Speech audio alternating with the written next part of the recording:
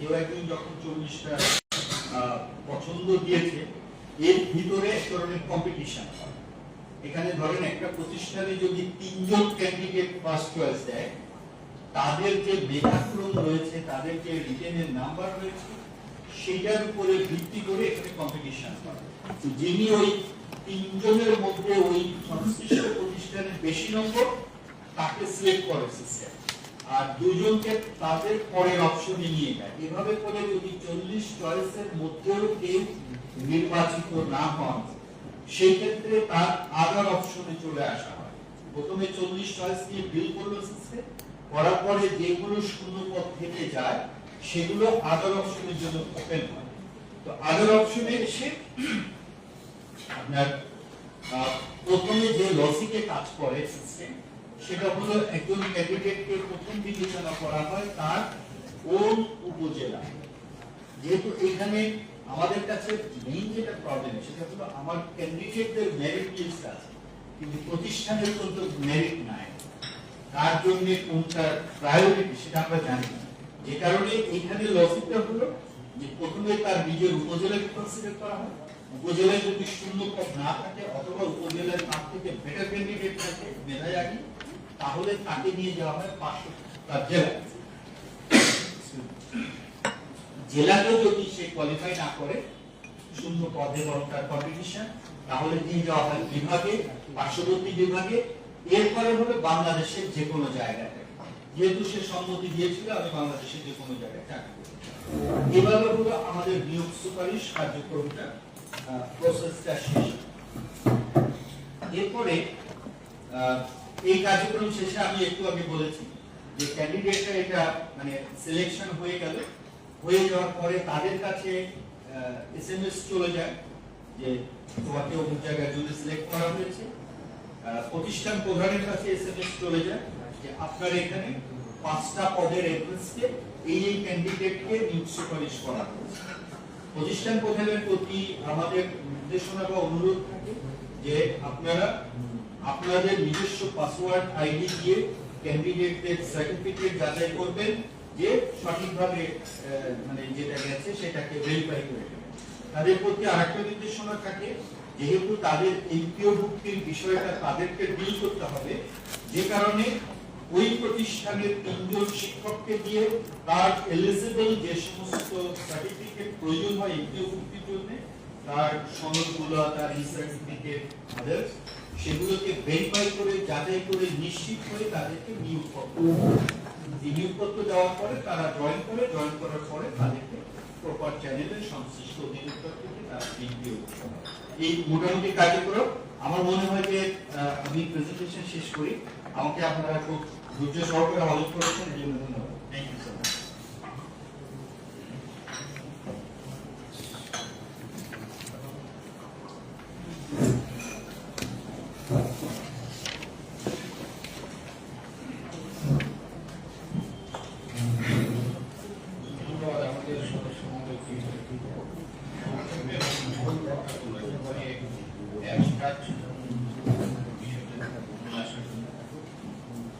আমাদের আজকে একটি কর্মশালা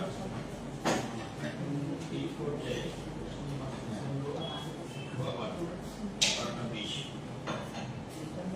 আমাদের আমরা মুখ্য আলোচনা যেতে পারি প্রবন্ধের উপর যে আলোচনা, মূল প্রবন্ধ যে উপস্থাপন হলো এর ভিত্তি আমাদের আলোচনা আছে আমাদের সদস্য মোহাম্মদ নুর আলম সিদ্দিকী, সদস্য জয়েন্ট সেক্রেটারি সে আছে। আমার মনে হয় আমরা একটু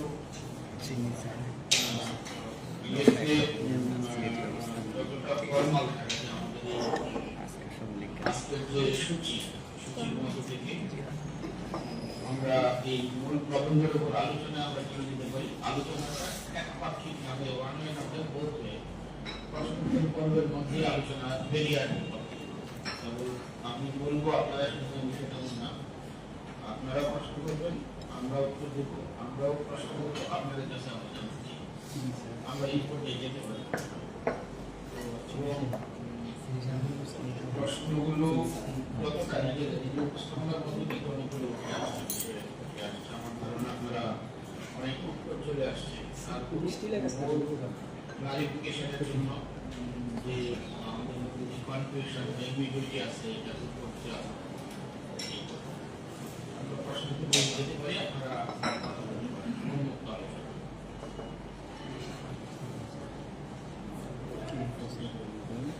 জি, আমার একটা প্রশ্ন ছিল যে স্যার বলেছিলেন আপনাদের হচ্ছে এমসিকিউ রিটেনের সবগুলোতে হচ্ছে পাস মার্ক 40। তো এই ক্ষেত্রে আপনারা হচ্ছে যখন ধরেন 6 লাখ বা 7 লাখ পরীক্ষা দিচ্ছে, তো সেখান থেকে আপনারা হয়তো 2 লাখের মতো উত্তীর্ণ হচ্ছে।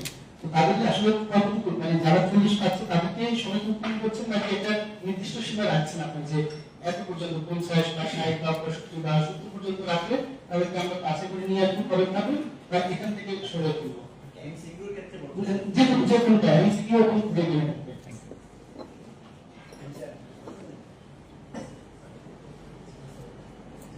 এমসিকিউর ক্ষেত্রে 40, এটা নরমাল করা উচিত, কিন্তু ঠিক এই রিটেনের ক্ষেত্রে কোনো সাবজেক্টে দেখা যাচ্ছে যে শুরুতে আমাদের তো সাবজেক্টের একটা সংখ্যা ছিল কত ধরনের 700, এখানে আমরা লাইব্রেরি আর সাথে আমরা এইগুলা যেগুলো হয় এইগুলোর মতো কাজ এছাড়া সব ক্ষেত্রে রিটেনের ক্ষেত্রে এটা সঠিক না, বলা ছিল যে ন্যূনতম 40।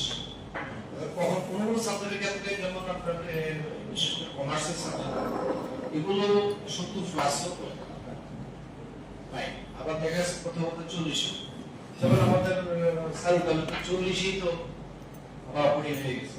এই জন্য এটা বিষয়টা নির্ভর করছে পদের সংখ্যার উপর, ঠিক আছে? তবে মিনিমাম 40 পাস করে তারপর পদের সংখ্যা অনুযায়ী আমরা বাইরে জুট রাখছি। যত বাইরে আমাদেরকে লং টাইম চাপ ছিল যে আমরা দীর্ঘ সময় যাতে বাইরে এই কারণেই সব ক্ষেত্রে মিনিমাম 40 কিছু 70 প্লাস আমরা পরীক্ষার জন্য রাখতে যাই, ঠিক আছে? আমি একটু কথা বলতে চাই। একটু আপনার পরিচয় দিলে আমি আখতারুজ্জামান, আমি বাংলাদেশ প্রতিদিনের সিনিয়র রিপোর্টার। এনটিআরসি পিএইচসির আদলে একটি প্রতিষ্ঠান, আপনারা পিএইচসির আদলেই সুপারিশ করে থাকেন নিয়োগের জন্য। আপনারা এমপিও নীতিমালা সহ নানান নিয়ম কানুন মেনেই আপনারা সুপারিশ করেন। কিন্তু পিএইচসি যখন একটা প্রিলিমিনারি পরীক্ষার জন্য আবেদন নিচ্ছে বা নিয়োগ বিজ্ঞপ্তি প্রকাশ করছে, সেখানে একটা বয়স দিয়ে দিচ্ছে, যেমন আজ 30 সেপ্টেম্বর পর্যন্ত যার বয়স 18 প্লাস হবে বা 25 প্লাস হবে তারা আবেদন করতে পারবে, যারা 32 প্লাস হবে তারা আবেদন করতে পারবে না, লাইক দ্যাট, এরকম আর কি। কিন্তু এনটিআরসি এর কোনো বিজ্ঞপ্তিতে এরকম সম্ভবত বয়সের পার দেওয়া নেই, যার কারণে আসলে সব থেকে বেশি আন্দোলন হচ্ছে। যেমন যারা নিবন্ধনে মৌখিক পরীক্ষা পর্যন্ত উত্তীর্ণ হচ্ছে তাদের কিন্তু তারা ধরে নিচ্ছে যে নিয়োগের জন্য সুপারিশপ্রাপ্ত হবে। অনেকটা আপনাদের উপরেও কিন্তু তাদের ভাগ্য নির্ভর করে আমি মনে করি। কারণ আপনারা বলার সময় হয়তো বলে দিলেন যে 30 সেপ্টেম্বর পর্যন্ত যার বয়স 35 প্লাস হবে সে আবেদন, 35 মাইনাস হবে সে আবেদন করতে পারবে, অথবা 14 বছরের 30 জানুয়ারি পর্যন্ত যার 35 মাইনাস হবে সে আবেদন করতে পারবে। বয়সটা তো আপনারা নির্ধারণ করে দিচ্ছেন। এই বয়স নির্ধারণটা যদি বিজ্ঞপ্তি প্রকাশের সময় হতো তাদের কিন্তু একটা বড় নিশ্চয়তা কেটে যেত। এখানে আমি মনে করি আপনারা ভুলের মধ্যে রয়েছেন কিনা।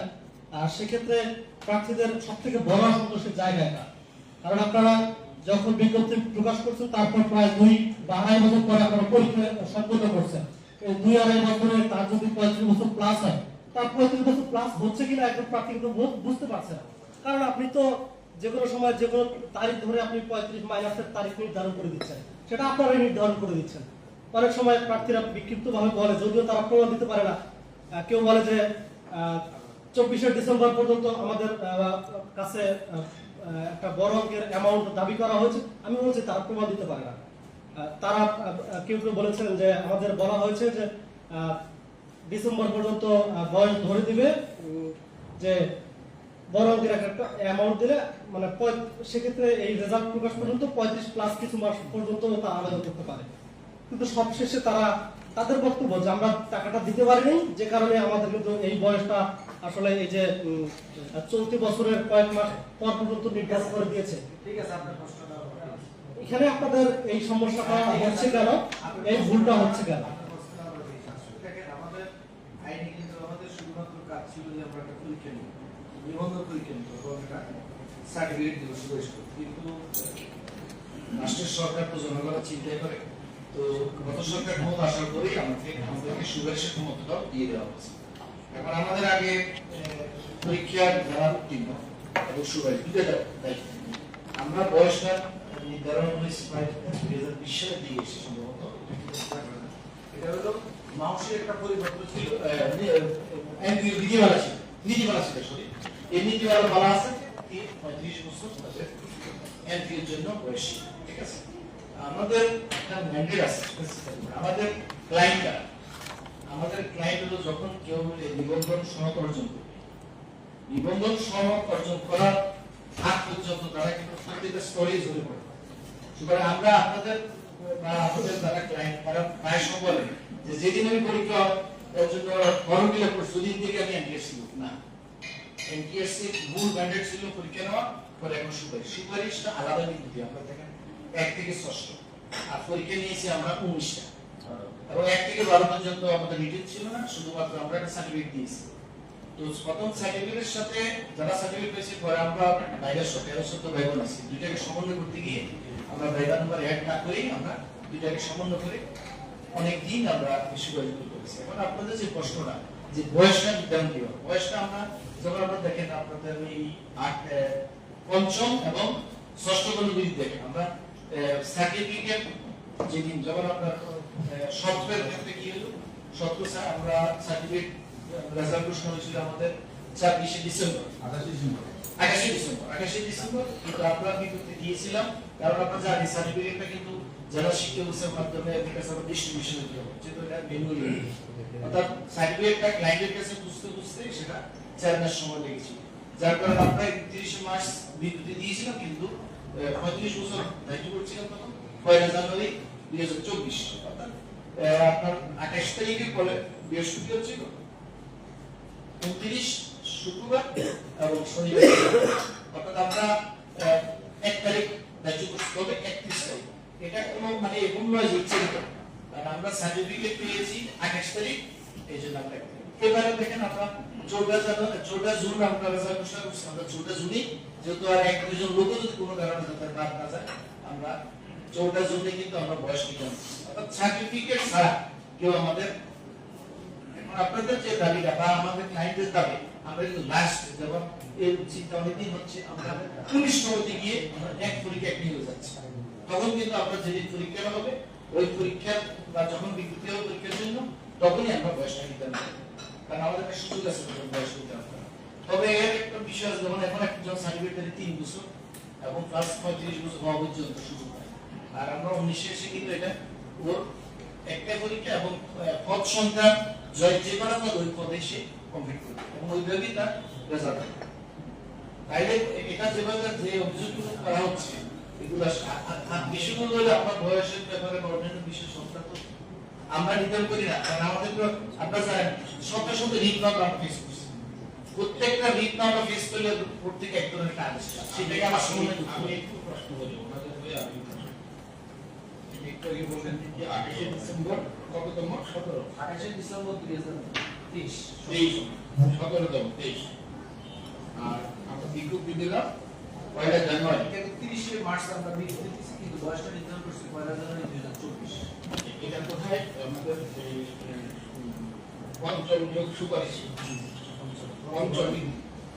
পঞ্চম নিয়োগ সুপারিশ আর 6ষ্ঠ নিয়োগ সুপারিশে বয়স কত নির্ধারণ করলাম, রেজাল্ট হলো 14 জুলাই 14 জুন 4-6-24 4-6-25 4-6-25 আর রেজাল্ট হলো বিজ্ঞপ্তি দিলাম 10 তারিখ 16 তারিখে 16-6-25 আর বয়স নির্ধারণ করলাম। তাহলে প্রশ্নের একটা ব্যাখ্যা হলে প্রথমত ভাই জানতে চাই যে আমরা বয়স নির্ধারণ করি না, আমি প্রশ্নের উত্তর আসি না, প্রথম প্রশ্নের জবাব না। এই প্রশ্ন হলো তাই না, আপনার প্রশ্নটা ছিল কি, প্রশ্ন হচ্ছে নিয়োগ বিজ্ঞপ্তি বিজ্ঞপ্তি একেবারে মানে গণবিজ্ঞপ্তি যখন প্রথম বিজ্ঞপ্তি প্রকাশ হবে তখনই বয়সটা নির্ধারণ করে দেওয়া হবে। কোন বিজ্ঞপ্তি সনদের পরীক্ষার বিজ্ঞপ্তি একেবারে আবেদনের পরীক্ষার বিজ্ঞপ্তি। কারণ আপনারা তো চূড়ান্ত শেষ করতে হয়তো 5 বছরও লেগে যেতে পারে। আচ্ছা, একটা কথা বলি এখানে, আমার সদস্য মহোদয় বলছেন আমাদের 2005 থেকে 15 পর্যন্ত একরকম ছিল, শুধু সনদ দেওয়া হতো, চাকরি নির্ভর করতো ম্যানেজিং কমিটি বা গভর্নিং বডির উপরে। আমরা একটু খেয়াল করি, তাহলে আমাদের প্রথম কাজ ছিল যে শুধু সনদ দেওয়া। সনদ দেওয়ার পর ওখানে বয়সের বিষয় নেই, কারণ কি বয়সের বিষয়টা হলো তাদের নীতিমালা, এবং নীতিমালা অনুসারে গভর্নিং বডি ম্যানেজিং কমিটি নিয়োগ দেয়। নিয়োগ দেওয়ার সময় তিনি সনদ দেখবেন তার বয়স 35 আছে কিনা, 35 এর কম বা বেশি, এটা নির্ধারণ করার দায়িত্ব আমাদের ছিল না।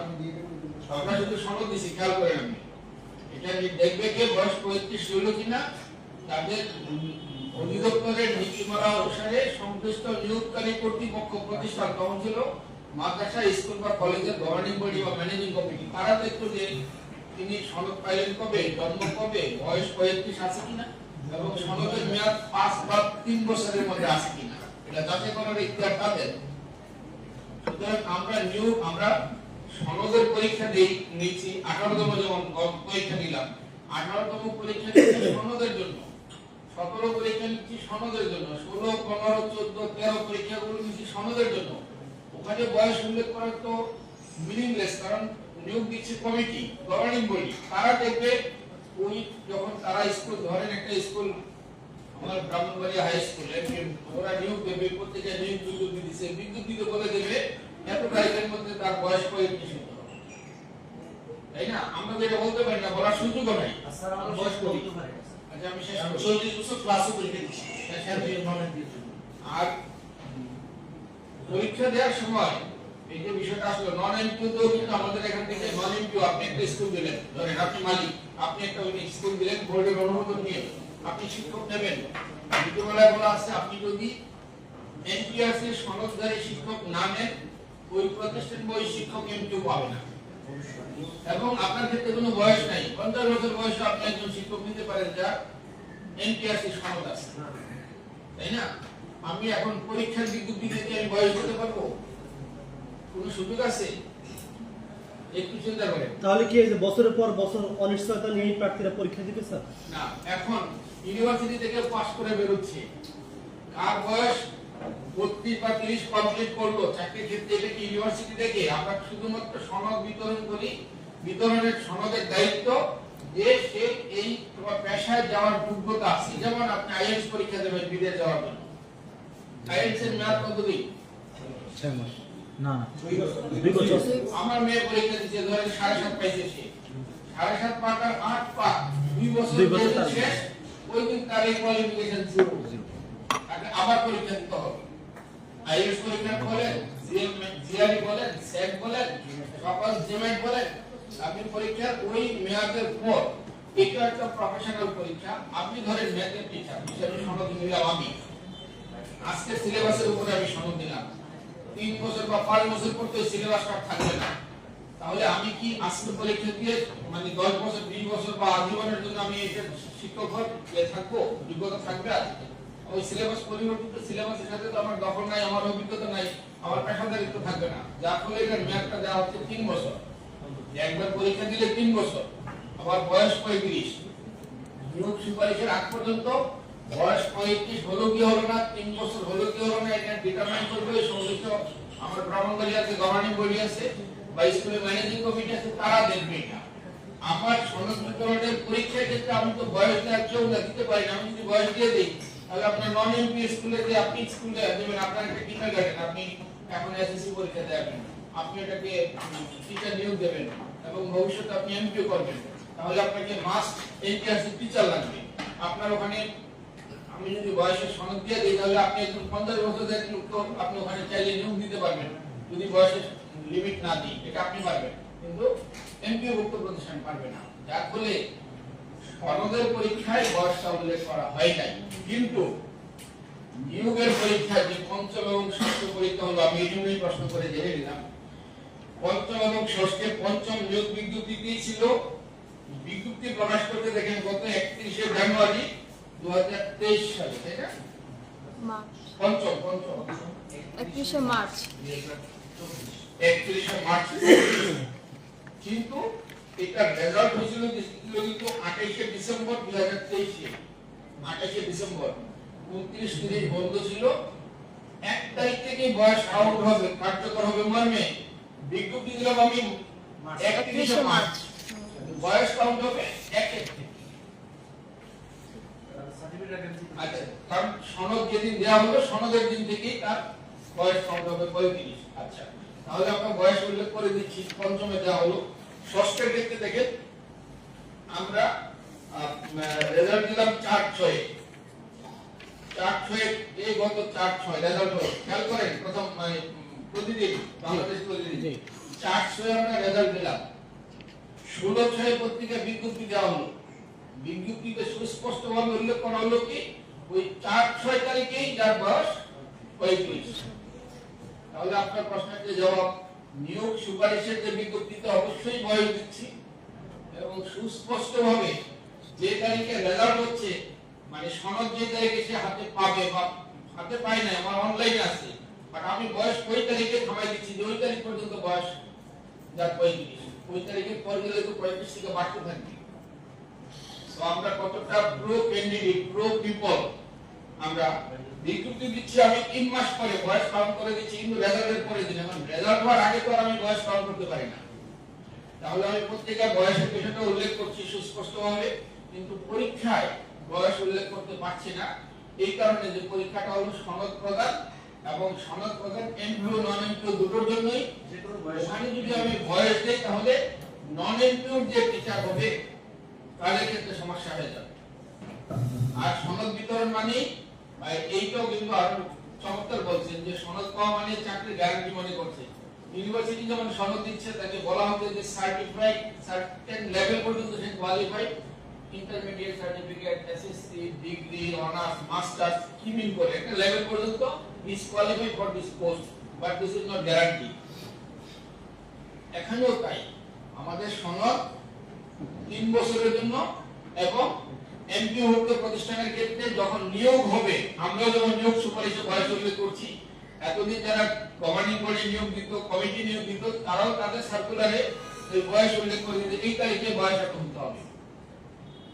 আমরাও যখন নিয়োগ সুপারিশে গেছি আমরাও বয়স উল্লেখ করে দিচ্ছি, কিন্তু সনদের পরীক্ষায় বয়সের বিষয়টা থাকে না। এটা সঙ্গত কারণে স্যার, যেহেতু ইন্টারঅ্যাক্টিভ একটা আপনি সিস্টেম, 100% মানে প্রশ্ন করে নিজে ক্লিয়ার হয়ে যান, তাহলে আমাদের জন্য সুবিধা। আমি একদম ক্লিয়ার হইলে আমার সাথে যে কথা বলে তাকে আমি বুঝাতে পারি, আপনি ক্লিয়ার হইলে আপনার প্রত্যেকে যে কয় হাজার লোক করবে তারাই ক্লিয়ার হবে। আমি আরেকটু বিষয় একটু ক্লিয়ার করি স্যার। আপনি বলছেন যে রেজাল্ট হলে তখন থেকেই আপনারা মানে প্রোঅ্যাক্টিভ ম্যান হিসেবে আপনারা তখন থেকে ডেটটা দিয়ে দিচ্ছেন 3 বছর, কিন্তু রেজাল্ট কবে হবে এটাই তো না, 35 বছর মানে 35 বছর। হ্যাঁ, সনদের বয়স 3 বছর, 35 বছর। রেজাল্ট কবে হবে এটাই তো অনিশ্চিত।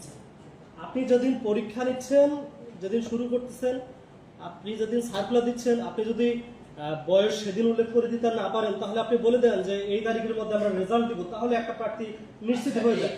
এই ক্ষেত্রে বলতে পারেন আমাদের। আচ্ছা, আমিও পার্সোনালি যখন আমি 85 সালে ইন্টারমিডিয়েট পাস করে 86 সালে ভর্তি হই, টোটাল 100 গেছে আমাদের উপর দিয়ে, এবং আমার ডিপার্টমেন্ট অ্যাকাউন্টিং, কমার্স ফ্যাকাল্টির মধ্যে 4টা সাবজেক্টে, একটা সাবজেক্ট থেকে আরেকটা সাবজেক্টে পাস করে বেরোতে 6 মাস, 1 বছর, 1.5 বছর পর্যন্ত পিছিয়ে গেছে। মার্কেটিং ছিল সবার আগে, ম্যানেজমেন্ট ছিল সবার পরে, 2 বছর পর তারা সার্টিফিকেট পাইছে। মার্কেটিং 2 বছর আগে পেয়ে গেছে, আমাদেরও প্রায় 1 বছর পরে আমরা সার্টিফিকেট পাইছি। এখন এই পরীক্ষা দেখেন, প্রত্যেকটা সার্কুলার হওয়ার পর লিখিত পরীক্ষাটা আমাদের 24টা জেলায় পরীক্ষা হয়, খাতাগুলো কালেকশন হয়, আসার পর এখানে কোডিং, ডিকোডিং, দেন খাতা টিচারদের দ্বারা ম্যানুয়ালি আগে পরীক্ষা করা হতো, ম্যানুয়ালি পরীক্ষা হয়ে আসার পরে এগুলো ডিকোডিং হতো, ডিকোডিং হয়ে এক্সেলে ডাটাবেজে এন্ট্রি দিয়ে এটাকে পাঠানো হয় টেলিটকে। টেলিটকে যাওয়ার পর তারা তাদের ক্যান্ডিডেটদের কি করতে, তাদের রোল নাম্বার ভিত্তিতে এই যে পারমুটেশন কম্বিনেশন করে হাইয়েস্ট নম্বরধারী এবং চয়েসের মধ্যে 40টার মধ্যে সর্বোচ্চ নম্বরধারী যারা, ওই প্রতিষ্ঠানগুলোকে বের করে তারা রেজাল্ট দেয়।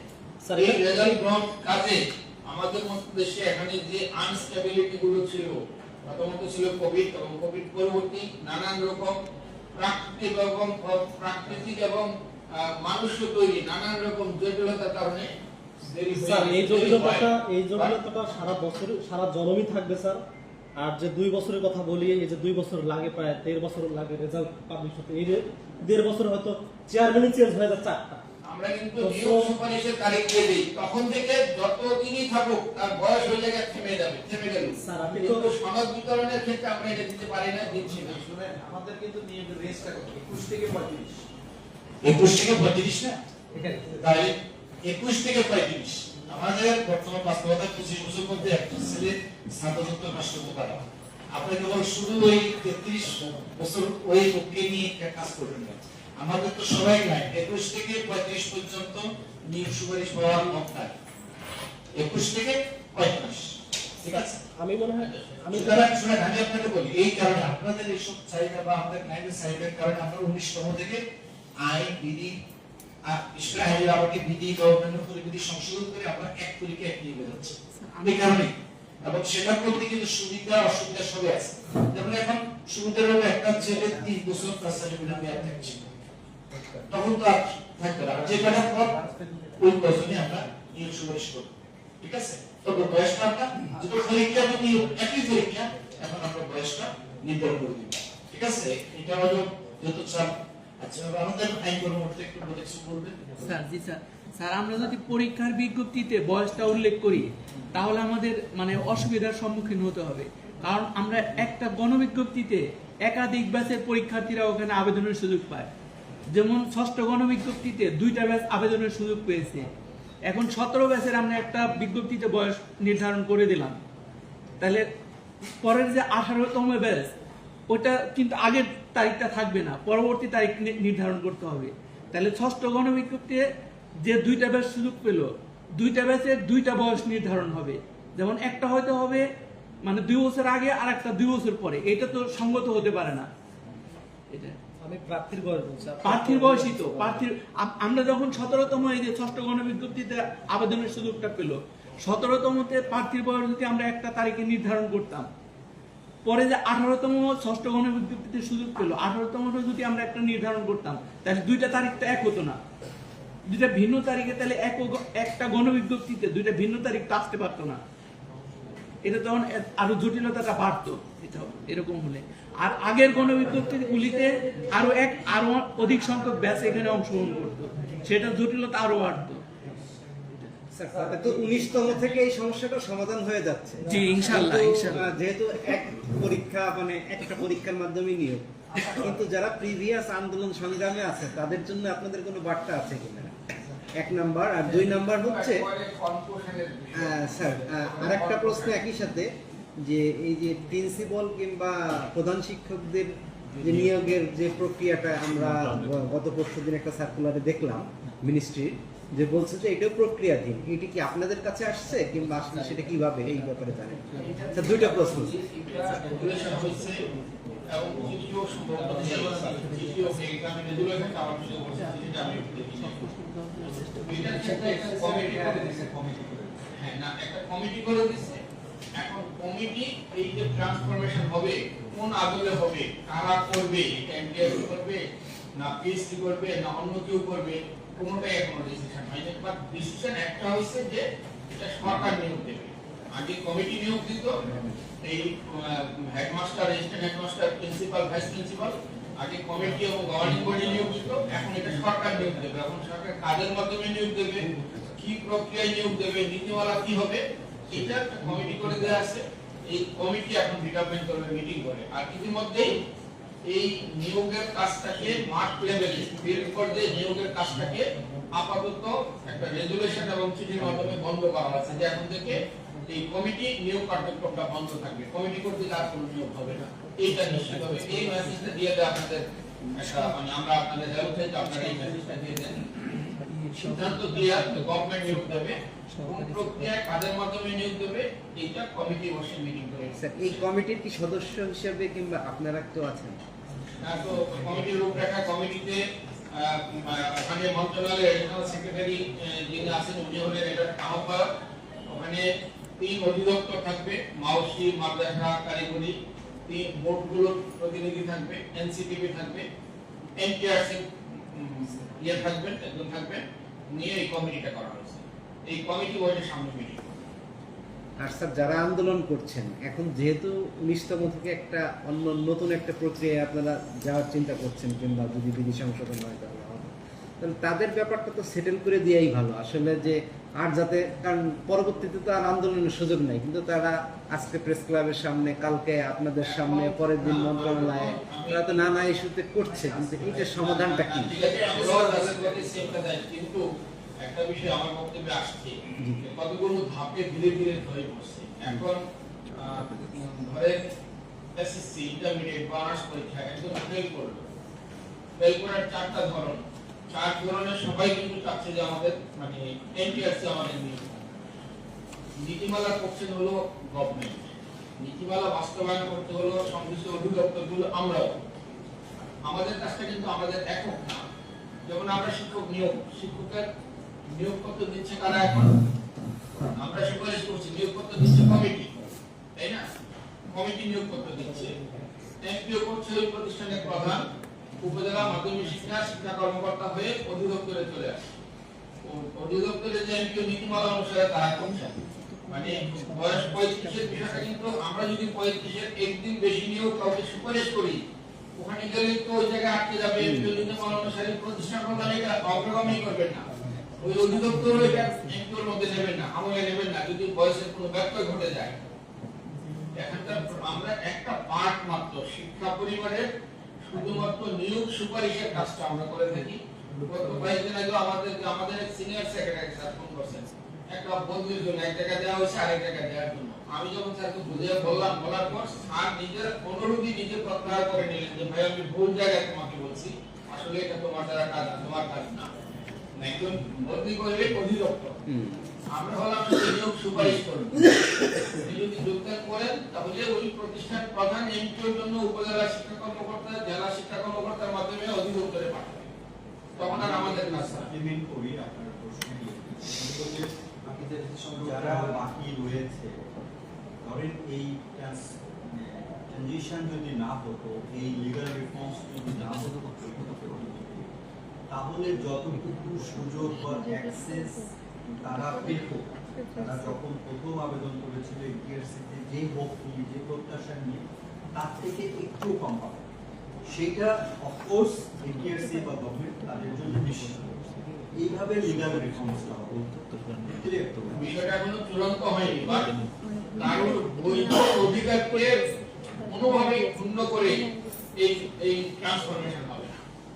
বিষয়টা এখনো চূড়ান্ত হয়নি, কিন্তু কোনোভাবেই কারোর বৈধ কোনো অধিকারকে লঙ্ঘন করা যাবে না। কিন্তু ওই যে একটা বিষয়, যারা ফেল করছে, এখন ধরেন যারা এসএসসি ফেল করছে, যারা ইন্টারমিডিয়েট ডিগ্রি অনার্স ফেল করছে, আমরা কি বলবো? আমাদের বক্তব্য আইনের মাধ্যমে চলে, একটা মানে কোন রকম আইনের বিচ্যুত হবে, আমাকে কালেক্টিভলি এবং পার্সোনালি এটার জন্য জবাব দিতে হবে, কৈফিয়ত দিতে হবে।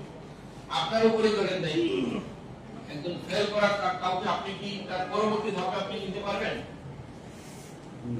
যে কোনো পর্যায়ে হোক না কেন। আবার যিনি পাস করে আছেন, আমরা বললাম ভাইবা পাস করছেন, বাংলায় পদ আছে 100, আবার পাস করে আছে ওই দিন যেমন একদম শুরুতে যে বলছিলাম, আমরা কথা বলছিলাম, কয়েকজন আসছিল 14-15 জন, একজনকে এক্সাম্পল হিসেবে জিজ্ঞেস করলাম যে আপনার কোন সাবজেক্ট, বললো এই সাবজেক্ট। এই সাবজেক্টের সাথে সাথে অনলাইনে ঢুকে কত শূন্যপদ, কত পাস করে আছে এবং ওনার নাম্বার কত, দেখা গেল যে সম্ভাবনা খুবই ক্ষীণ এবং সম্ভাবনা নাই।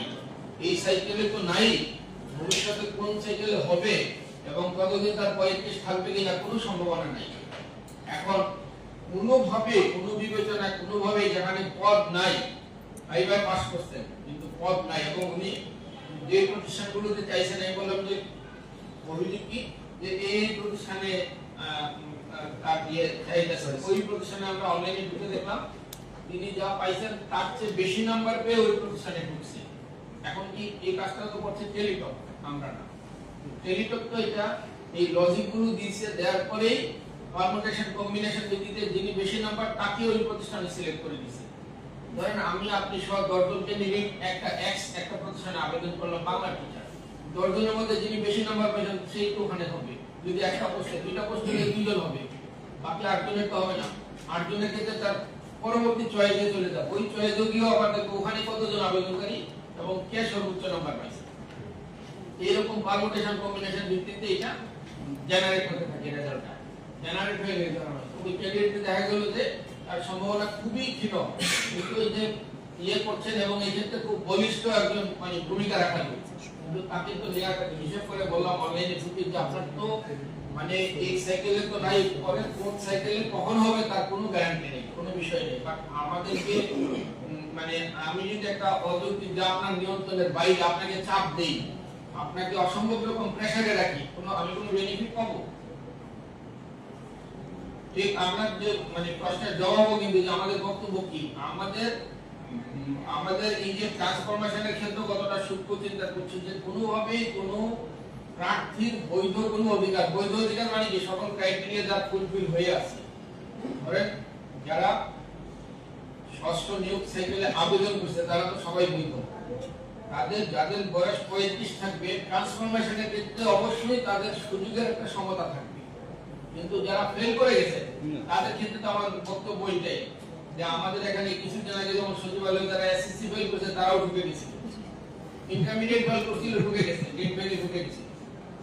আমরা এই আপনাদেরকে এইটুকু বোঝাবো যে দেশ এবং জাতির স্বার্থে এবং আমরা যে সেক্টরটা নিয়ে কাজ করি এই সেক্টরটা হয়তো এগ্রিকালচার, লাইভস্টক বা ইনকাম জেনারেটিং ইয়ে না, বাট দেশ জাতি গঠনে শিক্ষার কোনো বিকল্প নাই। এই সেক্টরটাকে রান করাতে হচ্ছে। এখানে তো আমাদের ক্যাপাবল এবং পাস করা তো বটেই, পাশের পরেও কয়েকদিন আগে আমি নাইমে গেলাম একটা ওয়ার্কশপে, সেই ওয়ার্কশপে আমি পার্টিসিপেন্ট।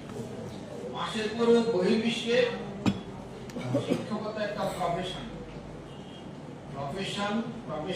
প্রফেশনালিজম, প্রফেশনাল এথিক্স অনেক কিছু কাজ করে। আপনি বিদেশ যাওয়ার ক্ষেত্রে যেমন আইএলটিএস পরীক্ষার দরকার হয়, ঠিক তেমনি উন্নত বিশ্বে এখন তো উন্নত অনেকগুলো বিশ্ব আছে যারা আমরা ইউএস এর কথাই ধরি না কেন, ইউএস এর এই যে এখন তো H1 ভিসার ফি বাড়িয়ে দিচ্ছে অনেক, স্টুডেন্ট ভিসার ক্ষেত্রে শুধুমাত্র এই বাইরে জিনিস বিক্রি করে তারা তাদের আয়ের একটা বড় অংশ হলো ইনকাম, ভিসা ফি। কোরিয়া থেকে শুরু করে ওই দিন নাইমের ওই ওয়ার্কশপে জানা গেল যে তারা প্রফেশনালি শুধু টিচার তৈরি করে, যে টিচার বাইরে এক্সপোর্ট করে অনেকগুলো পরীক্ষার মাধ্যমে, অনেকগুলো পরীক্ষা নিয়ে বাইরের সার্কুলার ভিত্তিতে দেশ থেকে টিচার এক্সপোর্ট করে, অনেক হাইলি পেইড। আমরা যে টিচারদের কথা বলি যে টিচার অত্যন্ত মহৎ পেশা, একজন টিচারের যে স্যালারি অনেক বেশি পরিমাণে ভিন্ন মাত্রা, তাদেরকে ওই স্কেলে ওইরকম প্রফেশনাল হিসেবে তৈরি করে ডেভেলপ করে এবং আমাদের ওইরকম প্ল্যান আছে। কিন্তু আমরা তো এখন ন্যূনতম পাস ফেলের ক্রাইটেরিয়া থেকে বেরোতে পারি না, প্রফেশনাল তৈরি করবো কখন? যদি প্রফেশনাল তৈরি করতে না পারি, আমরা কথায় কথা বলি যার ফ্যামিলি বাইরে আছে বা আত্মীয় স্বজন বাইরে আছে, বাচ্চারা স্কুলে যায় আনন্দে, স্কুল থেকে ফিরে আনন্দে, এবং স্কুলের কারিকুলাম কত চমৎকার, বাচ্চাদের উপযোগী, টিচার ওরকম হতে হবে। আপনি টিচার ওরকম না হয় আমি যদি এখানে কোটি টাকা দামের কম্পিউটার ল্যাপটপ ফেলে রাখি, আমি এটা চালাতে না জানি, কোনো বেনিফিট আসবে? তো টিচার তো হবে, একজন টিচার হবে একটা প্রতিষ্ঠানে নট লাইক কম্পার্টমেন্ট, হবে ইঞ্জিন হিসাবে। আমরা যদি ট্রেনের সাথে তুলনা করি, আমি একটা কম্পার্টমেন্ট নিয়ে ফেলে রাখলে আপনি যেতে পারবেন, কম্পার্টমেন্টে বসে থাকলে একজন টিচার হবে একজন ইঞ্জিনের মতো, তাকে টোটাল প্রতিষ্ঠানটাকে ক্যারি করে নিতে হবে। যদি ভুল সিলেকশনে যায়, এই একজন টিচার নিয়োগ দেওয়ার পর তো 30, 32, 35 বছর চাকরি করবে, 35 বছরই বোঝা টানতে হবে আপনাকে যদি আমি পারফেক্ট টিচার সিলেকশন দিতে না পারি। এনটিআরসি এর হাতে এরকম একটা অত্যন্ত গুরুত্বপূর্ণ মহৎ একটা দায়িত্ব, এবং আপনারাই এটা বিচার করবেন বিল লেভেল আলটিমেটলি 5 সালের পর থেকে এই পর্যন্ত, এবং বিশেষ করে 15 সালের থেকে এই পর্যন্ত আমরাও তো গ্রামের ছেলে, আমি যেমন যে কোনো মানে কর্ম উপলক্ষে সহকর্মীদের সাথে কথা হয় যে 15 সালের পর এনটিআরসি যে টিচারদেরকে রিক্রুট করছে, পাঠাচ্ছে প্রতিষ্ঠানে, তারা কেমন, প্রতিষ্ঠান প্রধানদের সাথে আমরা কথা বলি। এবং 5 সালের পর থেকে যে সনদদারি ছিল, যদিও ওখানে অনেক সমস্যা ছিল, তখন সার্টিফিকেটের সমস্যা ছিল, মার্কেটের এরকম অটোমেশন ছিল না, ম্যানিপুলেশনের একটা বিষয় কানে আসছে আমাদের। এখন আমাদের 0.00001% এর কোনো ব্যত্যয় এখানে আইনের ক্ষেত্রে এবং টিচার রিক্রুটমেন্টের ক্ষেত্রে ঘটে না বলে আমরা গর্বের সাথে বলতে পারি। সিস্টেমটা এতটাই অটোমেটেড, এমন একজন ক্যান্ডিডেট এই যে 57,000 আবেদন করছে, 41,627 জন টিকলো, যারা ফেল করলো বলতে পারবে না যে কেন হয় নাই, এই কারণে হয় নাই। এটা 100% স্যাটিসফাই আপনি স্যাটিসফাই হবেন যে এই কারণে হয়নি। কেন?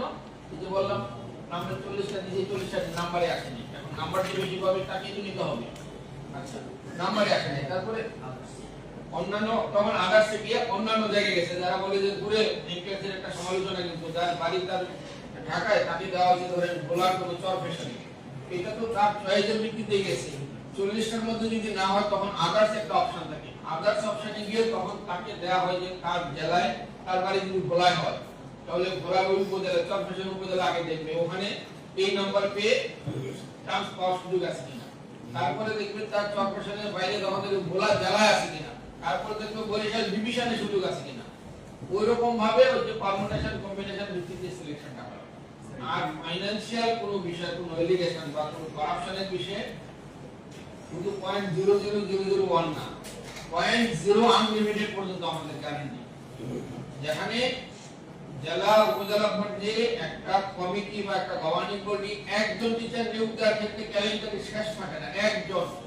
আমাদের এখানে 41,627 জন ষষ্ঠে সহ টোটাল 1,78,000 শিক্ষক এই পর্যন্ত নিয়োগ হয়েছে এনটিআরসি। আমরা গ্যারান্টি দিয়ে বলতে পারবো এখানে কোন রকম কোনো ব্যর্থ হয়নি। ফাইন্যান্স পয়সা কারণটা হলো এই জন্য সকল কোয়ারির জবাব আছে। আমি এইটুকু শুধু আপনাদেরকে এনটিআরসি পক্ষ থেকে মানে গ্যারান্টি দিতে চাই, সকল প্রশ্নের আপনাকে স্যাটিসফাই করার মতো জবাব আছে। হয়তো আপনার মনে কনফিউশন হয়েছে না জানার কারণে, গ্যাপ থাকার কারণে বা কোনো এক পক্ষের কথা শোনার কারণে। আমার রিকোয়েস্ট যদি এরকম কোনো পান সরাসরি এনটিআরসির দরজা আপনাদের জন্য খোলা। আমি আছি, আমাদের সদস্য মহোদয় টোটাল এনটিআরসি সেটআপ আছে আপনাদের জবাব দেওয়ার। এই মুহূর্তে আমাদের যে অনলাইনে ঢুকে আমরা দেখা যায় যে কোনো কমপ্লেনের স্যাটিসফ্যাক্টরি জবাব একজন সে কেন হয় নাই। একজন আসছে, আমি তো 40টা প্রতিষ্ঠানে দিলাম, চয়েস দিলাম, 35টা প্রতিষ্ঠানে শিক্ষক নিয়োগ হয়েছে এবং 35টাতে তার চেয়ে বেশি নম্বর দ্বারা নিয়োগ হয়েছে, বাকি 5টা নিয়োগ দেন নাই আপনারা। আমি ওই প্রতিষ্ঠানে গেছি, প্রিন্সিপাল বলছে যে আমার তো শূন্য পদ আছে, কাউকে তো দেয় নাই। সে লিখিত আবেদন নিয়ে আসছে, আপনারাও হয়তো অনেকে জানবেন, আপনাদের কাছেও যায় যে আমি ভাই 40টা দিলাম, 40টার মধ্যে ওই 5টা প্রতিষ্ঠানে কাউকে দেয় নাই, ওখানে শূন্য পদ আছে, আমাকে এনটিআরসি নিয়োগ দিচ্ছে না, আমাদের কাছে আসছে আবেদন নিয়ে। আমরা অনলাইনে ঢুকে দেখি ওই যে প্রিন্সিপাল জানে শূন্য পদ আছে, মাউসি বলছে যে শূন্য পদ নাই। তাহলে কেমন দেখেন, প্রথমে কেউ জানলে তো বলবে, সে বলবে কি বলছে কি যে আমি তো পাস করছি, ভাইবা পাস করছি, আমি আবেদন করছি, আমার 40টার মধ্যে 5টা প্রতিষ্ঠানে ফাঁকা, এখনো 5টা প্রতিষ্ঠান ফাঁকা, আপনারা সে আমাকে দিচ্ছে না নিয়োগ। 35টাতে নিয়োগ দিলেন, আমাকে কেন দিলেন? কারণ আমাদের যে নিয়োগ দেওয়ার সুযোগ আছে, আছে কোনো সুযোগ আমাদের হাতে? এখানে মাউসি বলছে ওখানে সুযোগ পদ নাই। ঘটনাগুলো ঘটছে এইভাবে। এই কোশ্চেন আসতে পারে আপনাদের। স্যার আমার একটা কোশ্চেন ছিল, সেটা হচ্ছে আমার আসলে বেসিক্যালি দুইটা কোশ্চেন ছিল। হ্যাঁ, আপনাদের এখানে স্ট্যাটিস্টিক যেটা দিয়েছেন যে আপনাদের 19টা নিবন্ধন পরীক্ষায় মোট উত্তীর্ণ প্রার্থীর সংখ্যা হচ্ছে আপনার 7,37,296 জন। আপনাদের কাছে কি এরকম কোনো ইনফরমেশন আছে যে 19টা নিবন্ধন পরীক্ষায় এখন পর্যন্ত কয়জন রিক্রুটেড হয়েছে, নট সুপারিশ, নট রেকমেন্ডেড, মানে কতজন আসলে এদের মধ্যে চাকরি পেয়েছে? এটা আমার প্রথম কোশ্চেন। চাকরি পাওয়া মানে একটু ক্লারিফাই করেন। না বুঝি সুপারিশ না, আমি বলি নিয়োগ সুপারিশ। আমরা তো 16 সাল থেকে নিয়োগ সুপারিশ, 16 পরের তথ্য আছে কতজনকে আমরা দিচ্ছি। এর আগে আমরা তো কিউমুলেটিভ ফিগার দিয়েছি আপনাকে 7 লক্ষ এত। আমরা যখন থেকে নিয়োগ সুপারিশ করি তার আগে নিবন্ধনধারী কতজন রিক্রুটেড হয়েছে এই তথ্য আমাদের সাথে সঙ্গত কারণেই নাই। এটা নাই, তখন আমাদের ম্যান্ডেট ছিল না তাদেরকে নিয়োগ দেওয়া। এটা তো সারা দেশে ওই কমিটি নিয়োগ দিছে। কমিটি তাহলে সেই ইনফরমেশন আপনাদের কাছে আছে না। ওকে, আমার আরেকটা কোশ্চেন ছিল, সেটা যেটা হচ্ছে যে আপনারা যেটা বলছেন যে আপনাদের মূল কাজ হচ্ছে আসলে সুপারিশ দেওয়া, নিয়োগের জন্য সুপারিশ দেওয়া। এখন একটা বিষয় যেটা হচ্ছে, আপনি একটু আগে যেটা বলছিলেন, আলাপ করছিলেন যে যেমন ধরেন আপনাদের আরবির ক্ষেত্রে, হ্যাঁ আরবির ক্ষেত্রে পদ ফাঁকা আছে আমাদের 7,000, সেখানে হয়তো 3,000 জন অ্যাপ্লাই করেছে, তাহলে ওই পদগুলি ফাঁকা থেকে যাচ্ছে। আবার বাংলার ক্ষেত্রে দেখা যাচ্ছে যে আপনার সিট ফাঁকা আছে 100, ওখানে হচ্ছে অ্যাপ্লাই করছে 200। ওকে, তো এখানে হচ্ছে বেশি করছে। তো স্যার যেটা হচ্ছে এটা তো আপনাদের একটা ট্রেন্ডটা বোঝা আছে যে আমাদের হচ্ছে কোন কোন পদে, এবং আপনি আরেকটা কথা বলেছেন যে আপনাদের সুপারিশ দিয়েছেন এবং পরীক্ষা শেষ করে ফেলেছেন, তখন শিক্ষা প্রতিষ্ঠান থেকে হয়তো বলছে ভুলভাল বলছে আমার তো এই পদ ফাঁকা নাই বা আমার এই পদ ফাঁকা আছে। হ্যাঁ, তো আপনাদেরকেও আপনারা কাজ করছেন এইটাই 2016 সাল থেকে আপনারা সুপারিশ দিচ্ছেন, সেই ট্রেন্ড অনুযায়ী আপনাদেরকে এটা বোঝা নাই যে কোন কোন সাবজেক্টে আপনাদের চাহিদা বেশি আসে, এবং সেইভাবে যদি আপনারা আই ডোন্ট নো হাউ আপনারা এটা কিভাবে করবেন। হ্যাঁ, যে সেই ক্ষেত্রে হচ্ছে সেই সাবজেক্টে যাতে বেশি সুপারিশ দেওয়া যায়, সুপারিশ করা যায়, সেইভাবে পরীক্ষা দিতে আমি আপনার কথা বুঝতে পারছি। আমি সংক্ষেপে বলি একটু। প্রথমত ওভারঅল এটা আমাদের হেডেক যে এই পদগুলোতে ক্যান্ডিডেট নাই। আমরা এক্ষেত্রে মন্ত্রণালয়কে বলবো, মন্ত্রণালয়ের মাধ্যমে স্ব অধিদপ্তরের মাধ্যমে স্ব প্রতিষ্ঠানকে জানানো যে এই সাবজেক্টে কিন্তু স্টুডেন্ট নাই, টিচার হওয়ার মতো ক্রাইসিস, তারা ওই সাবজেক্টগুলোতে তারা উৎসাহিত হবে স্টুডেন্ট ভর্তি করানো সহ পাস করানোর ক্ষেত্রে। আমাদের এখানে যেটুকু করছে আমাদের এই সরাসরি আমরা যে নতুন যে নিয়োগ পদ্ধতিতে যাচ্ছি, ওখানে নিয়োগ পদ্ধতিতে তার ওই সাবজেক্টের উপরই পরীক্ষার নাম্বার আমরা বানিয়ে দেওয়ার করতেছি। যেখানে এখানে কেন তাহলে আমার এখানে আবেদনকারী কম, বা আবার যারা আবেদন করে তাদের মধ্যে প্রিলিতে পাস করে কম, লিখিত পাস করে কম। আগে ছিল 200 নম্বরের পরীক্ষা, প্রিলিতে আলাদা পাস করতে হতো 40 নম্বর পেয়ে, লিখিতে পাস করতে হতো 40 নম্বর পেয়ে। 40 এর নিচে পেলে পরে পদের সংখ্যা যতই হোক, ক্যান্ডিডেট যত কমই হোক, সে ফেল হয়ে যাবে। আমরা এবার যেটা করতে চাচ্ছি এই ক্ষেত্রেও আমরাই এখানে ওয়ার্কশপ করে সকল স্টেকহোল্ডারদের নিয়ে মিটিং করে পরীক্ষার পদ্ধতির মধ্যে একটা চেঞ্জ আনার প্রস্তাব আমাদের আছে, এটা এখনো অনুমোদিত না, যে আমরা ওই আরবির সাবজেক্টের উপরই পরীক্ষা নেব 200 এর মধ্যে 140 নম্বরের পরীক্ষা নেব আরবির উপরই, যেখানে আগে ছিল 100 নম্বর, এখন নিচ্ছে এটা 140 নম্বরের জন্য প্রস্তাব করছি। আর জেনারেল নলেজের উপরে থাকবে আগে 100, এটাকে নামিয়ে আনছি 60 নম্বর। ওনার বেসিক জায়গাটা বোধহয় ম্যাডাম ক্লিয়ার কিনা। আসলে কিছু বিশেষায়িত পদ, যে সহকারী মৌলভী, এই ধরনের পদগুলো ওদের সাবজেক্ট ভিত্তিক জ্ঞানটা ভালো, বাট জেনারেল যে নলেজটা আমরা তো ধরেন যে প্রিলিমিনারিতে যাচাই করি শুধু জেনারেল বিষয়ের উপরে, বাংলা, ইংরেজি, সাধারণ জ্ঞান, গণিত, সাধারণ বই। এইখানে তাদের নলেজ জ্ঞান থাকে অনেকখানি, মাদ্রাসা থেকে আসে বা চারুকালী থেকে পড়ে আসে, যে কারণে তারা প্রিলিমিনারিতে কোয়ালিফাই করতে পারে না। কিন্তু তাদের দেখা যায় তাদের বিষয়ের উপরে পরীক্ষা নিলে তারা ভালো করছে, অ্যারাবিকের উপরে বা চারুকালীর উপরে। এই কারণে আমরা এই উপলব্ধিতে আপনি যেটা বলেছেন এই তথ্য বিশ্লেষণ করেই কিন্তু আমরা লিগ্যাল রিফর্মসের দিকে যাচ্ছি, যাতে তাদের সাবজেক্টের উপরে একটু বেশি জোর দিলে যদি তারা চলে আসে দেন তারা কোয়ালিফাই করবে। এই উপলব্ধি থেকে স্যার যেটি বলছেন যে মানে ধরেন 140-এ যদি তাদের বিষয়ভিত্তিক পরীক্ষা নেই আর সাধারণ যদি আমরা 60 নেই এবং দুইটার কিউমুলেটিভ রেজাল্ট 40% উপরে যদি পায় তখন কোয়ালিফাই করি, তখন সে যদি ওখানে ভালো করে আর এই 60-এ যদি সে 5ও পায় সে কোয়ালিফাই করে যাবে। এইভাবেই কিন্তু আমরা এটা আমি দুই তিনটা বিষয় একটু প্রশ্ন করতে যাচ্ছিলাম। আগে ম্যাডাম ক্লিয়ার আমরা যে আমাদের এমডি এই যে জেনারেল নলেজে দুর্বল থাকার কারণে তাদেরকে কিভাবে আমরা আগায় নিয়ে আসতে পারি, ফলে সাবজেক্ট ওয়াইজ হচ্ছে আপনারা বেশি মার্কস এবং ইন্ডিভিজুয়ালি 40% পাস মার্কার রাখি নাই, বলছি 200 এর মধ্যে 80 পাইলেই হবে। আরবিতে যদি সে 75 পায়, জেনারেল নলেজে 5 পাইলো, তারপরে সে পাস। আমরা কিন্তু একটু কম্প্রোমাইজ করছি পদগুলো ফিল আপ করার জন্য। এইটা তো 19তম যদি গভর্নমেন্ট আমাদেরকে রিফর্মসটা আমরা গভর্নমেন্টে দিয়েছি যদি পাস করে দেয় দেন কিছু এটা কিন্তু বলার ঠিক হতো না, বাট আপনাদেরকে এই রিকোয়েস্ট এটা কিন্তু পাবলিকলি ইয়ে করবেন না, এটা কিন্তু প্রস্তাব আমরা। হ্যাঁ, প্রস্তাব হিসেবে আমরা রাখবো পর্যন্ত is not final. This is not final. আপনারা প্রস্তাব করেছেন এই তো আসলে একটা না, ওখানে হয়তো আবার মিটিং ডাকবে। আরেকটা বড় কাজ করেছি সেটা আপনাদের জ্ঞাতাতে আপনার প্রশ্নটা নিতে পারবে, সেটা হলো আমরা লক্ষ্য করলাম আমাদের বর্তমান টিম মানে অ্যাকচুয়ালি আমরা এটা একটু রিলিজিয়াসলি কাজ করছি এখানে এবং খুব এফোর্ট দিচ্ছি যাতে আমাদের যে বাল্ক সংখ্যক ক্যান্ডিডেট তাদেরকে কিভাবে আমরা অ্যাকোমোডেট করতে পারি। আমরা দেখলাম যে আমাদের 3টা অধিদপ্তরের 3টা এমপিও নীতিমালা আছে। এই 3টা এমপিও নীতিমালার ভিতরে মানে ন্যূনতম কাম্য শিক্ষাগত যোগ্যতায় সামান্য কিছু পার্থক্য করে রাখা আছে, মানে কোঅর্ডিনেশনের অভাবে হয়তো হতে পারে। এনসিটিভি কর্তৃক প্রদত্ত একই বই তারা পড়াচ্ছে 3 অধিদপ্তরের সেম ক্লাসে, বাট তাদের শিক্ষক নিয়োগের যে ক্রাইটেরিয়া সেখানে সামান্য কেউ বলছে যে সর্বশেষ ডিগ্রিতে দ্বিতীয় শ্রেণী থাকতে হবে, আর দুজন বলছে যে না, যে শিক্ষা জীবনে যে কোনো একটা তৃতীয় শ্রেণী হলেও হবে। এই ধরনের ছোটখাটো, যে কারণে আমাদের ক্যান্ডিডেটদেরকে সেপারেট